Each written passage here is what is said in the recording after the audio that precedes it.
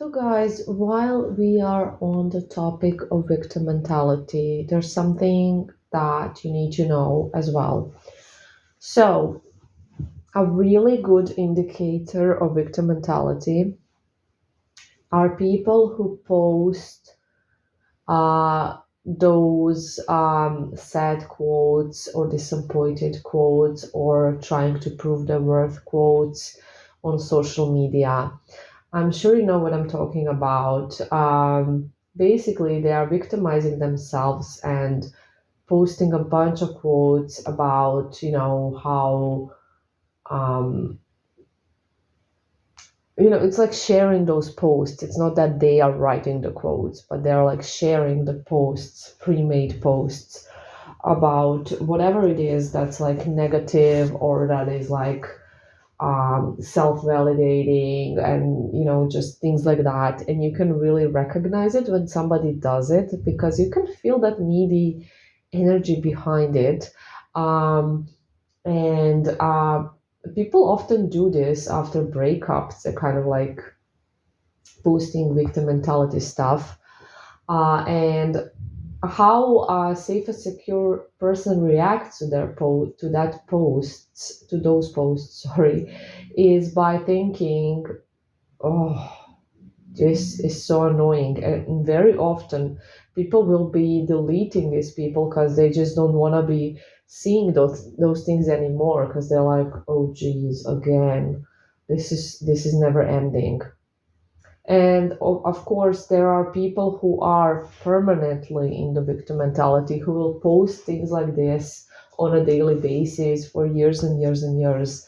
And nobody is like thinking, oh wow, this is so great and healthy and so helpful. People are thinking, oh, this person is really, really not doing well. They're really needy. They're really desperate. It's sad, but they're just, even though they're gonna think, oh, this is so sad, they're gonna be also repulsed by it. So they will not be responding in a way, hey, do you maybe need help? They'll be trying to avoid that person. They'll be hiding their posts or they'll be deleting the person.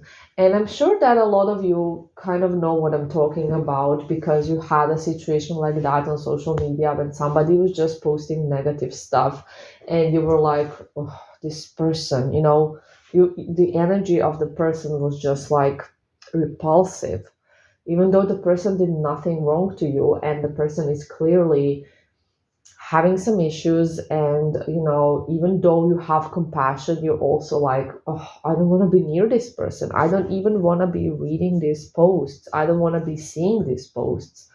So me, for example, when I used to be on social media a lot, and when I had some friends that were like posting all of those stuff, those sad posts, those victim mentality posts, I would be like, oh, and I would just hide them from my newsfeed because it was annoying in a way. And that's kind of the energy that they will give, annoying energy, needy energy, like desperate energy. And this is not the energy anybody wants to be around.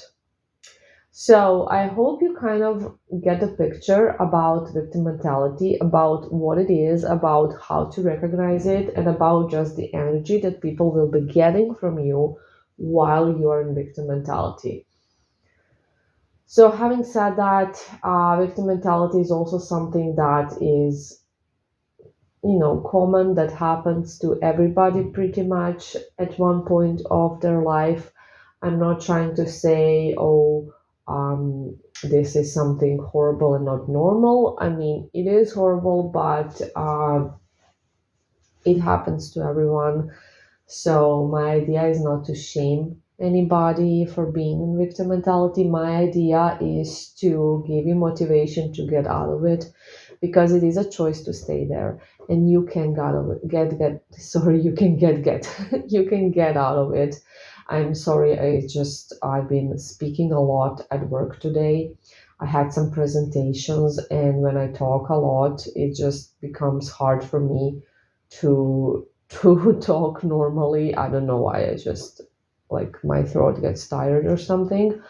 Um, But yeah, I'm trying to motivate you to get out of it because I want you to feel better. And for if there was no other reason, for example, if you're not a client, if you're not doing spell work and you are in victim mentality, the reason is just to make you feel better.